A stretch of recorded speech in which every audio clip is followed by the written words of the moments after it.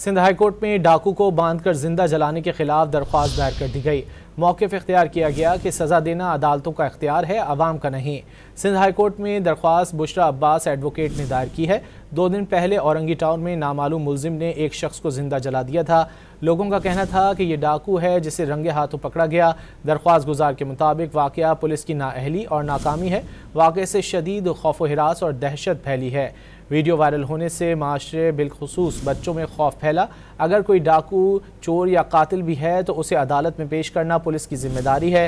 दरख्वास्त में इस्तदा की गई है कि IG पुलिस और SSP वेस्ट को अदालत में तलब किया जाए। दरख्वास्त गुजार के मुताबिक वाक़या पुलिस की नाअहली और नाकामी है। वाक़े से शदीद खौफ व हिरास और दहशत फैली है। वीडियो वायरल होने से माशरे बिलखुसूस बच्चों में खौफ फैला। अगर कोई डाकू, चोर या कातिल भी है तो उसे अदालत में पेश करना पुलिस की जिम्मेदारी है। दरख्वास्त में इस्तदा की गई है कि IG पुलिस और SSP वेस्ट को अदालत में तलब किया जाए।